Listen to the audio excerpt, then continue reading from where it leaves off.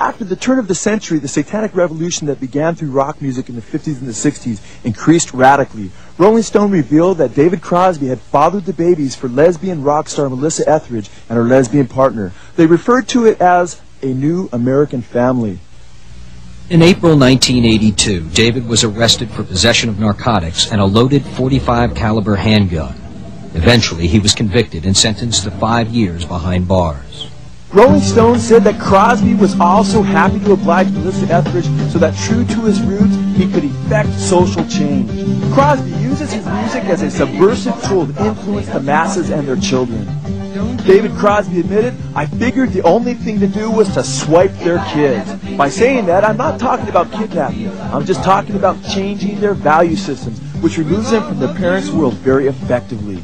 Devil without a cause. My name is... Satanic rappers like Kid Rock, who openly promote Satanism, drug abuse, prostitution, pimping, profanity, and all manner of perversity and violence, also view themselves as teachers reaching the youth for Satan's kingdom. Typical of his message are lyrics like the following in his song Killing Brain Cells. Pot smoking, beer drinking, I spend my time killing brain cells, dropping dot or sniffing that blow, referring to cocaine.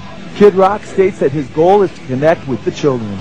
He raps in his song Devil Without a Cause, quote, "Role model, your mother blanking hero, strapped with AKs, devil without a cause, coming up to call you out, and I'm down with the devil." He declares in his song Bull God, quote, "I am the Bull God, I'm gonna get you, I want to flood the world with my twisted thoughts." In his song Step and Stride, he states, quote, "Kid Rock's in the house, teach to each like a wild professor."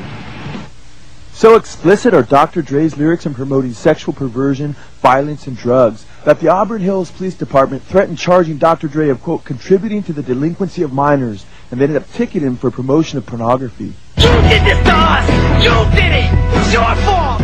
Satan is using Eminem to fill the young people with songs like Kim, about his wife, and about Eminem slitting her throat.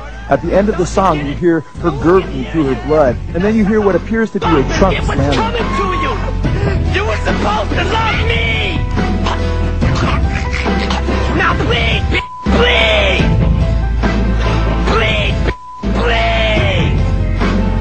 And yet another song which is supposed to be the sequel to Kim. Eminem uses baby talk to manipulate his little girl into helping him dump the body of her dead mother into a lake from a pier. That's why you can't get it away, but don't worry, Daddy made a nice bed for Mommy at the bottom of the lake. Here, you wanna help Dad tie a rope around this rock?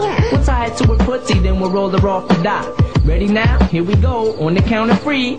1, 2, 3. Whee! There goes Mama splashing in the water. No more fighting with Dad, no more restraining order, no more stepdad, no more new brother. Blow her kisses bye-bye, tell Mama you love her. Eminem admitted, "I'd be lying if I said I didn't think I was a role model to kids." He said that, quote, "Kids look at me like I'm a god." This is evidently true. Within a 24-hour period, Eminem pulled a gun on one man, then later on ended up pistol whipping another man. After he was arrested, a gang calling themselves the South Warren Street Kids wrote a 2-page letter to George Constance, the Warren City attorney. The South Warren Kids threatened to firebomb the city if Eminem was not released immediately. The South Warren Street Kids said that Eminem is our Christ and we party in his name. Rolling Stone magazine said that Eminem's violent acts are a scene worthy of Slim Shady. According to Spin magazine, Slim Shady is a spirit that Eminem made contact with. Apparently, Slim Shady is a spirit that Eminem channels.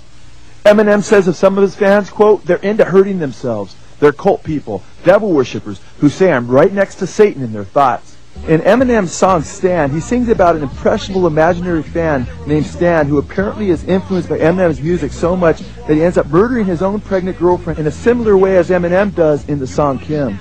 Stan says, "I know you probably hear this every day, but I'm your biggest fan. My little brother, man, he's only 6 years old. He wants to be just like you. I can relate to what you're saying in your songs. Hey, Slim." Hey Slim, that's my girlfriend screaming in the trunk, but I didn't slit her throat, I just tied her up. See, I ain't like you, cause if she suffocates, she'll suffer more, and then she'll die too. Well, gotta go, I'm almost at the bridge now.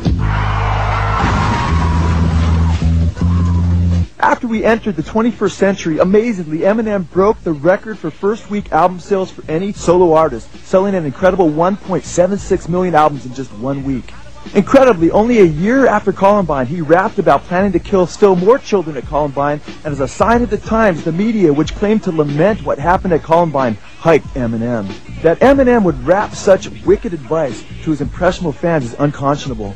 Eminem says, quote, "Some people will say stuff just for shock value, but if I'm thinking it, I'm going to say it. I make a lot of my own personal business public." In his song Role Model, Eminem sings the following. Follow me and do exactly what the song says. Smoke weed, take pills, drop out of school, kill people and drink. Follow me and do exactly what the song says. Smoke weed, take pills, drop out of school, kill people and drink. Spin magazine stated that Eminem wrestles with the, quote, ramifications he knows he has on his listeners. In his song I'm Back, he declares, quote, "I take each individual degenerate's head and reach into it just to see if he's influenced by me and if he listens to music. And if he feeds into this blank, he's an innocent victim and becomes a puppet." In the same song, Eminem goes on to declare his desire to go to Columbine and blow more children away. His record label conveniently blanked out the word Columbine to soften the wicked blow. I take 7 from stand them all in line. Add an AK-47, a revolver, a 9, a Mag-11 in and order to solve the problem of mine. And that's a whole school of bullies shot up all at one time. Eminem said, "Nobody ever looked at it from the effing point of view of the kids, Claypool and Harris. I've been that mad." When dealing with the question of how many young lives would be destroyed as a result of his lyrics, he plays dumb and sings, I never knew I'd affect this kid. I never knew I'd get him to slit his wrist. I never knew I'd get him to hit this. I never knew I would get this big. I never knew I'd affect this kid. I never knew I'd get him to slit his wrist. I never knew I'd get him to hit this. On other occasions, Eminem's true colors come out. Eminem admits that many of his rhymes are, quote, intended to push listeners' buttons. Little kids wanna swear just like me. Run around screaming, I don't care, just like me. I think I was put here to annoy the world and destroy your little 4-year-old boy or girl. After the turn of the century, when the young masses were gobbling up Kid Rock and Eminem records like they were free candy, the United States experienced the sharpest rise in crime in its history. Even the world's most celebrated philosophers are warned about the subversive power of music upon a society. The philosopher Plato said, quote, "When the mode of the music changes, the walls of the city shake." Plato went on to say, "When modes of music change, the fundamental laws of the state change with them." Plato stated in the Republic, quote, "The introduction of a new kind of music must be shunned as imperiling the whole state." In words that very well could have been a commentary on our modern culture, Plato went on to say, quote, "Through foolishness they, the people, deceived themselves into thinking that there was no right or wrong in music, that it was to be judged good or bad by the pleasure it gave." He stated that this excuse was hiding, quote, "a spirit of law-breaking." Aristotle, a contemporary of Plato's and along with Plato considered the most renowned of secular philosophers, stated, quote, "Music directly represents the passions or states of the soul, gentleness, anger, courage, temperance. If one listens to the wrong kind of music, he will become the wrong kind of person." The Christian Chrysostom, over 1,500 years before the advent of MTV, had the insight to say, quote, "Lest demons introducing lascivious songs should overthrow everything, God established the biblical book of Psalms." After the Columbine massacre, Billboard magazine had Richard Pellegrino, who is a scientist and a consultant to the entertainment industry, write an article for their magazine.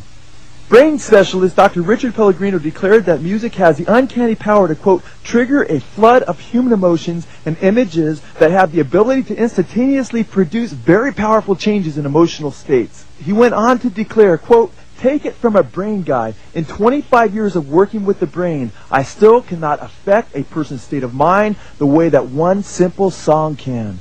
This is a horrifying scientific fact when one considers the susceptibility of young people who are constantly having evil lyrics pumped into their hearts and minds. Newsweek, in an article about what they call tweens between the ages of 8 and 13, state that, quote, "Under the best circumstances, these can be difficult years. It is a time of tremendous neurological growth, comparable only to the period just after infancy." Professor Alan Bloom, in his book The Closing of the American Mind, stated, quote, "Never was there an art form directed so exclusively to children. The music business is peculiar only in that it caters almost exclusively to children." Professor Bloom goes on to state, quote, "Today, a very large proportion of young people between the ages of 10 and 20 live for music. It is their passion. Nothing else excites them as it does. They cannot take seriously anything alien to music."